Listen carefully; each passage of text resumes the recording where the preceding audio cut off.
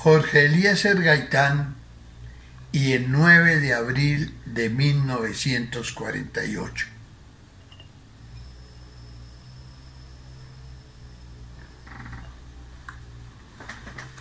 Jorge Eliezer Gaitán nació en Bogotá en 1898.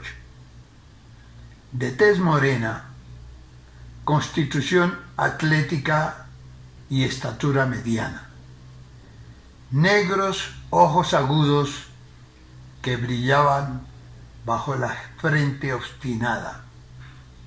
Era la más fiel representación del mestizo. Amable y sencillo, seguro de sí mismo, pero a la vez arrogante y en ocasiones presumido. Tenía un inmenso poder de sugestión y magnetismo que irradiaba sobre las multitudes debido a su energía, su sinceridad, su decisión, su ideología y su oratoria. Fue un líder especial, distinto, original, que creía ciegamente en el pueblo y el pueblo creía ciegamente en él. Recibió el título de doctor en Derecho y Ciencias Políticas en la Universidad Nacional en 1924. Presentó como tesis de grado el trabajo titulado Las ideas socialistas en Colombia. Después de haber ejercido brevemente la profesión con extraordinario éxito y de haber intervenido en renombradas audiencias criminales, viajó a Italia a especializarse en derecho penal. En el Parlamento, su oratoria revestía contenidos éticos y sociales con la elocuencia más apasionada. En la cátedra atraía a los discípulos con la pura universalidad de sus planteamientos y la serena autoridad de su experiencia. Como hombre de estudio y de lecturas, había cosechado los conocimientos que necesitaba para cumplir su tarea de agitación y renovación. Y como ideólogo, sin lugar a dudas, aventajaba a muchos políticos. En política, Gaitán se inició en 1917 con motivo de la candidatura presidencial de Guillermo Valencia. Después de ser elegido representante a la Cámara por Bogotá, hizo el famoso debate sobre las matanzas de las bananeras. Por esos tiempos, envidiosos por desprecio o por temor, empezaron a calificarlo de demagogo y a apodarlo despectivamente el Negro Gaitán. Él era una montaña humana que les obstaculizaba su carrera. Con el transcurso del tiempo y de sus luchas, Gaitán fue elaborando aforismos de tremendo impacto popular, por su vehemente contenido y por la fuerza penetrante de su voz y su ademán. Decía: yo no soy un hombre, yo soy un pueblo. El país nacional contra el país político. Lucha contra las oligarquías. La justicia no puede ser solo para los de Ruana. Son los mismos con las mismas. Los partidos no se caen, se suicidan. El hambre no es liberal ni conservadora. Que los ricos sean menos ricos para que los pobres sean menos pobres. por la restauración moral de la República a la carga.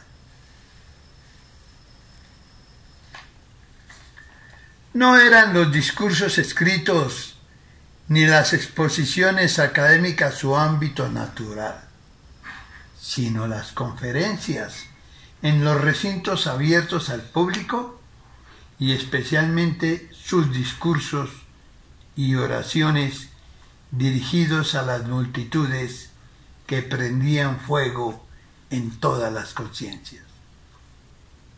Además, él era su ferviente y sincero intérprete con el instrumento prodigioso de su garganta, que recogía como en una concha marina el eco oceánico de las muchedumbres. Fue el primero en promulgar que detrás de la fachada del campo y de la aldea había un concepto nuevo de la gente ignorante y olvidada. Llegaron tiempos de elecciones. Se habían perfilado con caracteres firmes los nombres de Jorge Eliezer Gaitán y Gabriel Turbay del Partido Liberal como candidatos a la presidencia de la República, y de Ospina Pérez por el Partido Conservador, quien finalmente obtuvo la victoria. Gaitán, proclamado jefe único del liberalismo, él, como símbolo de orden, organizó una de las jornadas más hermosas que se conozca en la antología de actos populares. Esta se realizó en Bogotá el 7 de febrero de 1948. Esa tarde, Jorge Eliezer Gaitán, el capitán del pueblo, como solían decirle sus seguidores, apareció en la tribuna y con su impactante rostro de arcilla y cobre, sus músculos tensos y su voz voluntariamente prisionera, pronunció una de las más conmovedoras, impresionantes y preciosas piezas de oratoria: la oración por la paz. Termina así: Señor presidente, os pedimos una pequeña y grande cosa: que las luchas políticas se desarrollen por los cauces de la constitucionalidad.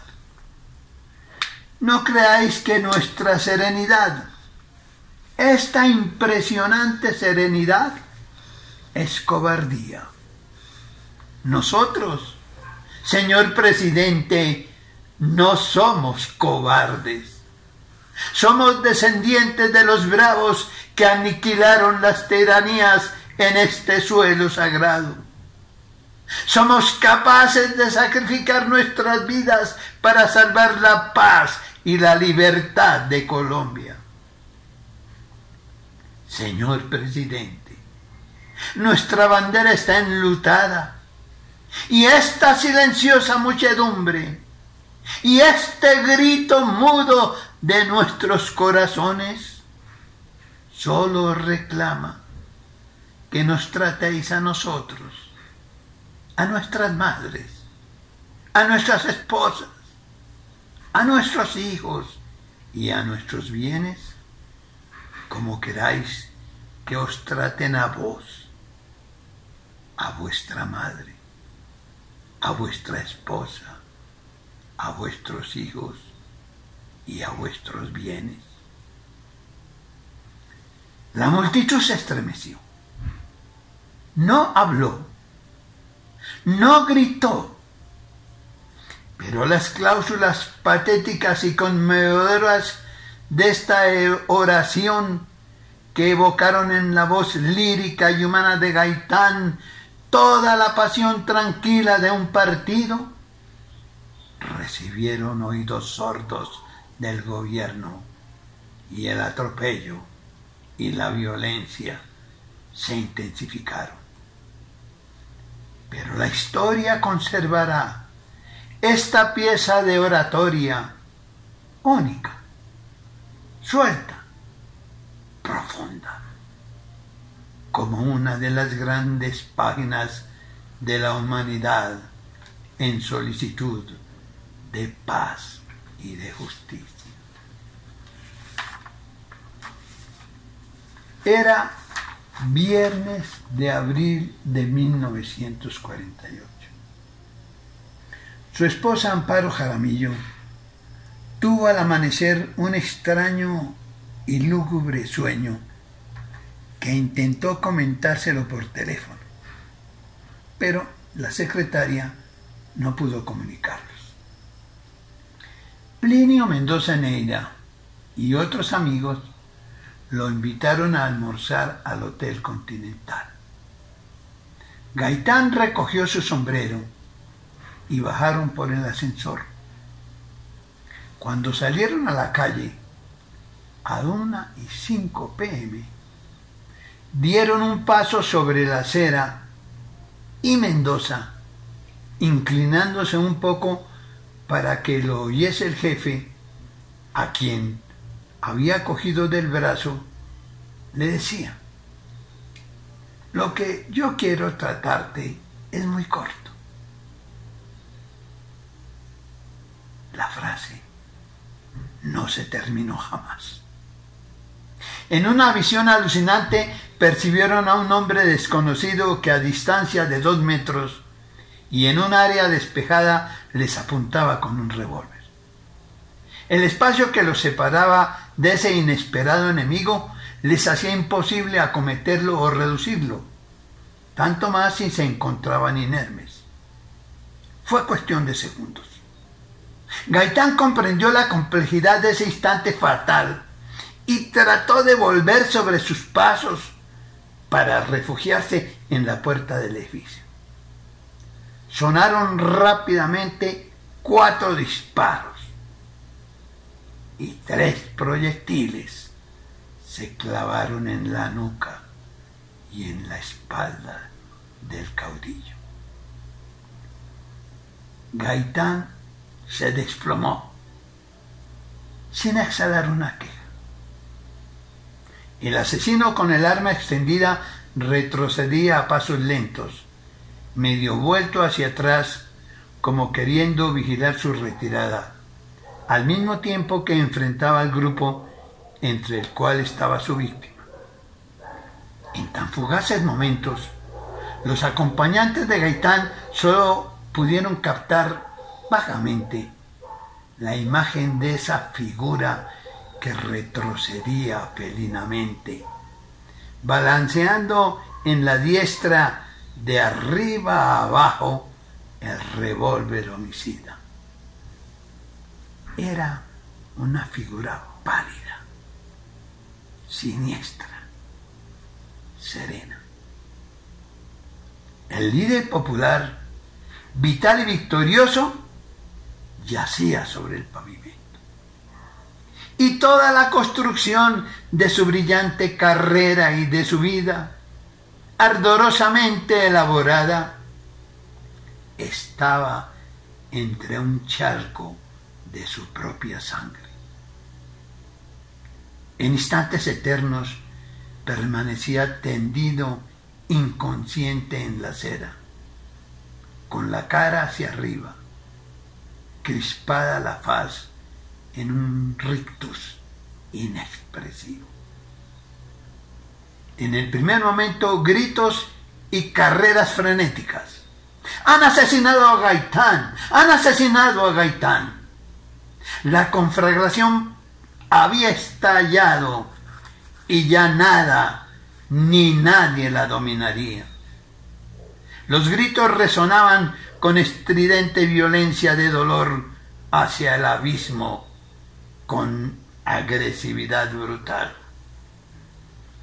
Pero, así como la muerte es silenciosa, el tumulto de la angustia es tormentosa y clamante. En el patio de la clínica hombres y mujeres lloraban, gritaban, maldecían. Todos querían ayudar, sugerir, dar órdenes. Nadie escuchaba lo que los otros decían. Cada mujer se sentía la viuda de Gaitán. El gran caudillo ha muerto. Viva el capitán del pueblo. Afuera, la ciudad se había enloquecido. El pueblo ya no pensaba solamente en protestar. Quería más. Iría como horda o como fuera a derribar brutalmente los muros de la autoridad constituida, a tomarse el gobierno. Muerto Gaitán, nadie era capaz de atemperar ese diario. Así lo demostraba la presencia terrorífica de las apretadas masas vociferantes, las cuales amenazaban con incontenible embestida una selva de machetes, cuchillos, garrotes, bayonetas, revólveres y fusiles.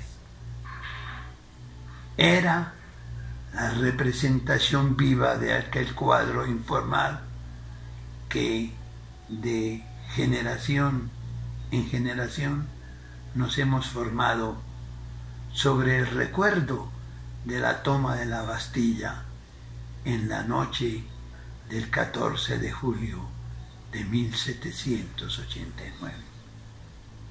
Parecía que todo eso reencarnaba la Revolución Francesa. Ahí comenzó lo que califica la gente y los historiadores como el Bogotazo. Unos creen que la historia de Colombia se partió en dos, antes y después de ese 9 de abril de 1948.